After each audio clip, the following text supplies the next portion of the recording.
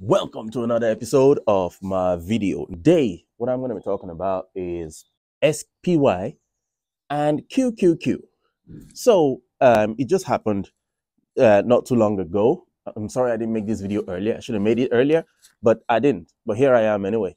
SPY and QQQ, they have come to a point where they have options that expire every single day of the week. Now, it used to expire 3 days in a week. At least for SPY, I know of that for sure.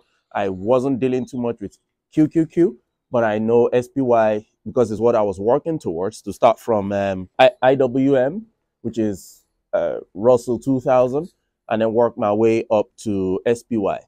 But then, so I've been following SPY for a bit, and now it has expiration dates every day, both calls and puts.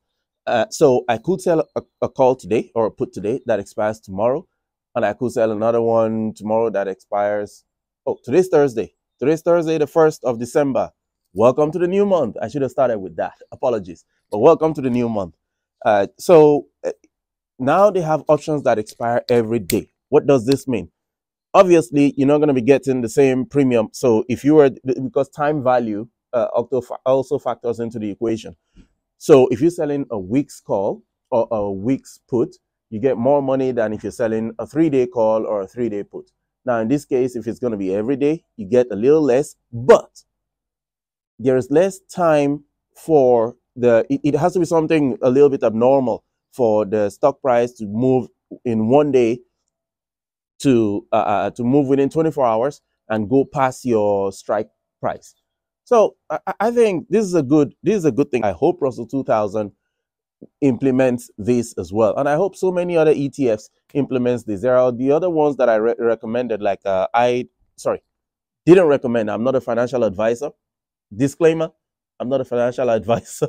Okay, everything I say is from a personal standpoint, what I'm thinking and what I'm doing. Just for your own education, you can do your own research and decide for yourself. Everybody's situations and circumstances are different. This is mine, and this is the roadmap that I'm taking. So what I'm doing here is I'm leaving clues for some other people who are average like myself, make average salary, and they're trying to work their way to financial freedom or financial independence. Or I chose the stock market because it has the lowest entry barrier, although it's the most volatile. So it's a give and take. Okay, you either deal with the volatility and get in for cheap, or you go into businesses and properties. Now, for businesses, you could get into businesses for cheap, but the amount of work and dedication required to run a business on the side while still having a full-time job and having a family, and it's a whole lot of dedication, and there are no guarantees. Look, you're competing with some people, whether you're doing drop shipping or the cheapest kind of businesses to get into would be like drop shipping, e-commerce and things like that. You are competing with people, okay? And these are people that have been doing it for way longer. Now, that's not to say that you cannot succeed in that field. It just takes a whole lot of time. And most times I've realized, they say like Shopify, you don't have to have inventory or things like that. You set your account up in such a way that when a product is requested or when an order is put through, it goes directly to the manufacturer, who then they are the ones in stock stocking all the products and then ships it directly. So you don't even get to see it. You basically, you're just connecting two people and taking the money. Yeah, that sounds very easy on paper until you get into it, and so many other types like that, and then you realize, look, your product isn't that unique. There are so many other people selling your product with reviews, with track record and things that you don't have. So it's going to take a while. And even talking about things like side hustles like Fiverr, Upwork, yes, you can do that. And the barrier to entry as well is not that difficult. But the problem is, again, there are other people who've been doing this who are like the way you have Instagram, and there are some, is it Instagram or Twitter, and you have like the blue chip, and Instagram also you have like the blue thing to say. It's like you're going against these people. They've been there for a long time. So you might, if you stick to it, yes, you will break through. But for me, I like to see progress. I like to see measurable progress, and that gives me the firepower, the willpower to keep going. And every time I'm selling options, I'm selling call options, either puts or calls, I'm seeing the returns. I'm seeing the money being deposited in my account live, and that enables me to see, okay, this is what I'm working towards. I'm working towards this goal. It's measurable. Okay, and you can put a time frame to it. It might not be the exact time, but it will be somewhere along that so you have a roadmap, so to speak. Whereas in a business, you could be there 3 years, 4 years, 5 years, and there's some people who've been dead and they just lost the steam, okay, because they weren't getting what they thought they'd be getting. So that's one of the reasons I didn't go that route. So I've disqualified which one? Business, online business. I've disqualified even affiliate marketing is the same thing. I did affiliate marketing a long time ago. Now, what happened in my situation is pretty peculiar. I have Nigerian accent or African accent. I'm black and I'm living in the Republic of Ireland. So I copied my mentor. He said to duplicate what he had. I duplicated what he had up onto the website. So everything looked exactly like his. So, but the sales I was making was nowhere near like it.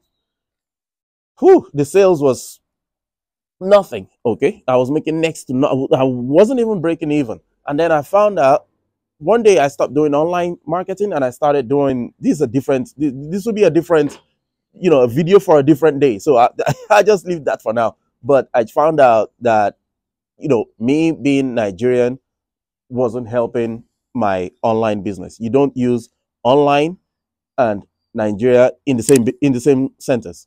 You don't. Once you do that, red flags, all forms of red flags. And I heard this from I think it's the Poor Man's podcast. He said that has more red flags than a Chinese parade. Okay. Shout out to Poor Man's podcast, PMP. So back to what I'm talking about. These contracts expire daily, SPY and QQQ. And I am so happy about this because usually there's a trend. They start off with, initially options was only monthly, okay? The OGs will tell you it's monthly. The older guys will tell you it's monthly. And they're used to that. And then the weekly started not too long ago. And then multiple expirations within a week started. And SPY was one of those. So they did Monday expiration, Wednesday expiration, and Friday expiration. And now we have everyday expiration. So every day I can get to put some money in my pocket. Even though it's small, it is still something. You can pay for something. So say the SPY today, 1st of December 2022, is about $401 or $400, $400 or $401. So you can get it for $40,000 or $40,100 and then sell calls on it, or you can sell puts on it for maybe $39,000 or something like that. So if you have that kind of cash sitting around, look, there's no harm putting it in there. It tracks the S&P 500 anyway. So there's no harm putting it in there, and every day you're getting something. Every day, even if it's money for fuel or money for every day, you're getting money every single day. Okay, I am blown out by this, and I hope, like I said before, that the other ETFs, the other major ETFs, implement this, like Russell 2000, the IVW, the DVY, I believe it's DVY, and the other ones that are a little lower in price points, where you can get in for a bit cheaper, say 6,000 or something like that. Hopefully, they don't even have multiple days a week yet, like Monday, Wednesday, Friday. They don't have that yet. So hopefully this pushes them to do things like that. And I'm going to put a screenshot of the email I received. I received it a few weeks ago, and I was over the moon, but I didn't have the opportunity to make this video like this until then because I've been pretty busy with other things. So that's all I have for today. I'll keep it there, and hopefully you catch me again next time. See ya.